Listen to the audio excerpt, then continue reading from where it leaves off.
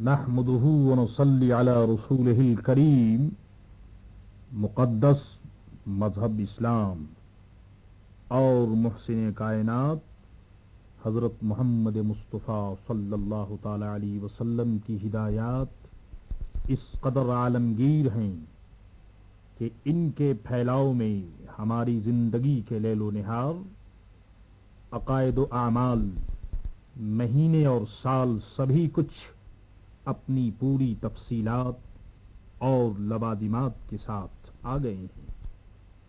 انہی تفصیلات کی روشنی میں خالق کائنات ملت اسلامیہ کو یہ شعور و بصیرت بھی عطا فرما دے کہ وہ موت سے پہلے حیات، ضعف سے پہلے قوت، علالت سے پہلے صحت اور مصروفیت سے پہلے فرصت کو غنیمت خیال کرتے ہوئے اچھے اعمال سے اپنی زندگی کو حیات طیبہ یعنی پاک و صاف زندگی کا نمونہ بنا لے۔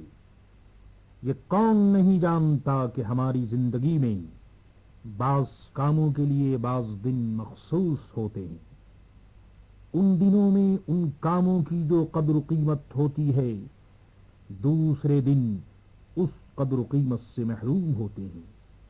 بس اسی حقیقت کی روشنی میں آتے جاتے مہینے اور سال پہ نظر ڈالیے تو آپ کو شعبان المعظم کا مہینہ انتہائی متبرک اور موسم بڑا ہی محترم نظر آئے گا۔ آج اسی متبرک مہینہ اور محترم موسم شعبان المعظم کے عنوان پر میں پھر آپ سے مخاطب ہوں۔ سنیے نگاہ نبوت میں شعبان کا اعداد۔ سرکار ابد قرار حضرت محمد مصطفیٰ صلی اللہ تعالی علیہ وسلم نے ارشاد فرمایا، لوگ شعبان کی فضیلت سے غافل ہیں۔ اس ماہ بندوں کے اعمال خدا کی بارگاہ میں پیش کیے جاتے ہیں۔ میں اس بات کو پسند کرتا ہوں کہ میرے اعمال اس حال میں پیش ہوں کہ میں روزے سے ہوں، اور یہی وجہ ہے کہ حضرت عائشہ صدیقہ رضی اللہ تعالی عنہا ارشاد فرماتی ہیں، کان احب صیامہ فی شعبان، یعنی سید عالم صلی اللہ تعالی علیہ وسلم کو رمضان المبارک کے روزوں کے بعد سب سے زیادہ پسندیدہ روزے شعبان المعظم کے روزے تھے، اور اللہ کی آخری محبوب ترین رسول حضرت محمد مصطفیٰ صلی اللہ تعالی علیہ وسلم کا یہ ارشاد گرامی بھی سنیے اور شعبان المعظم کی تقدیس کی گواہی دیجیے۔ ارشاد فرمایا، شعبان میرا مہینہ ہے، اور اس انتخاب اور پسندیدگی کی وجہ یقیناً یہ ہو سکتی ہے کہ اس ماہ میں اللہ تعالی نے امت کی بخشش کے بڑے وسائل اور تھوڑے کام پہ زیادہ ثواب کے بڑے ذرائع مہیا کر دیے ہیں۔ آئیے اسی عنوان پہ ایک اور حدیث ملاحظہ فرماتے چلیے۔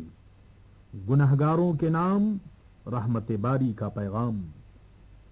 رحمت للعالمین صلی اللہ تعالی علیہ وسلم نے ارشاد فرمایا، جب شعبان کی 15ویں رات تمہیں ملے تو رات کو جاگو اور اس کی صبح کو روزہ رکھو، کہ اس رات غروب آفتاب کے بعد ہی خدا کا جلوہ تمام کائنات پہ چھا جاتا ہے اور عام اعلان کیا جاتا ہے، اے مغفرت کے طلب کرنے والو دوڑو کہ مغفرت کا دروازہ کھلا ہے، اے رزق کے چاہنے والو چلو روزی کا دروازہ کھلا ہے، اے گنہگارو اٹھو معافی کا وقت آ گیا ہے، اے سائلو پہنچو کہ انعام و عطا کا موسم ہے۔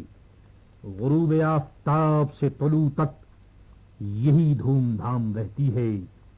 نیز اللہ کے رسول حضرت محمد مصطفیٰ صلی اللہ تعالی علیہ وسلم نے ارشاد فرمایا، شعبان کی 15ویں رات اللہ تعالی تمام مخلوق کی جانب تجلی فرماتا ہے اور سب کو بخش دیتا ہے، مگر کافر اور عداوت والے کو۔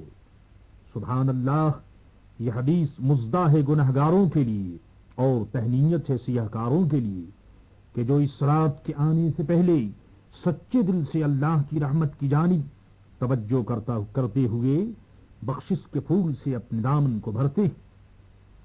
شیخ محقق عبدالحق محدث دہلوی رحمت اللہ تعالی علیہ فرماتے ہیں کہ اللہ تعالی کا نزول اجلال رات کی اخیر حصے میں آسمان دنیا پر یوں تو ہر روز ہوتا ہے، مگر غروب آفتاب سے صبح تک یہ شعبان کی 15ویں رات کے ساتھ خاص ہے. اور ہاں، ایک کاروباری عالم میں مصروف، خوف خدا سے خالی، اپنی فانی زندگی اور فانی دنیا کے انجام سے بے خبر انسانوں، یہ حدیث بھی سنتے چلو اور غور کرو کہ تمہارا دل تم سے بار بار کیا کہتا ہے. شعبان کی 15ویں یا موت و زندگی کی رات. حضرت عائشہ صدیقہ رضی اللہ تعالی عنہا ارشاد فرماتی ہیں کہ سید العالمین حضرت محمد مصطفیٰ صلی اللہ تعالی علیہ وسلم ارشاد فرماتے ہیں کہ جتنے آدمی اس سال پیدا ہوں گے یا مریں گے ان کے نام اس رات لکھے جاتے ہیں. سال بھر کے اعمال اور سال بھر کی روزی بھی اسی رات لکھی جاتی ہے. کیا ہی اچھا ہو کہ توحید و رسالت پہ یقین رکھنے والی قومیں 14 شعبان کو غروب آفتاب سے پہلے آپس میں ایک دوسرے سے ملیں اور معافی مانگیں تاکہ خدا کی مغفرت سب کو شامل ہو، کیونکہ بغض و عداوت والے کی دعا قبول نہیں ہوتی. اے کاش یہ طریقہ یہاں بھی جاری ہو جائے. خدا توفیق دے تو اس رات نماز مغرب کے بعد سورہ یاسین شریف 3 مرتبے پڑھیے. ایک مرتبہ خاتمہ ایمان کے لیے، دوسری مرتبہ رزق کی وسعت کے لیے، اور تیسری مرتبہ درازی عمر مال عافیت کے لیے. حضرت خواجہ ذوالنون مصری فرماتے ہیں اس رات 12 رکعت نفل پڑھیے. ہر رکعت میں سورہ فاتحہ کے بعد 50 مرتبے، اور ورنہ جتنا بھی ہو سکے قل واللہ شریف پڑھیے، اور جس قدر ممکن ہو یہ دعا پڑھیے اللہم انک عفو تحب العفو. اس ماہ مبارک میں روزے کی فضیلت پہ ابھی آپ حدیث سن چکے ہیں. اس عمل خیر کو بھی ہاتھ سے نہ جانے دیجیے، اور کم از کم 15ویں شعبان کا روزہ ضرور رکھیے، اور پوری رات یا اکثر حصہ بیدار رہ کر عبادت کیجیے. اپنے لیے، اپنے والدین اور تمام مسلمانوں کے لیے بخشش کی دعائیں کیجیے.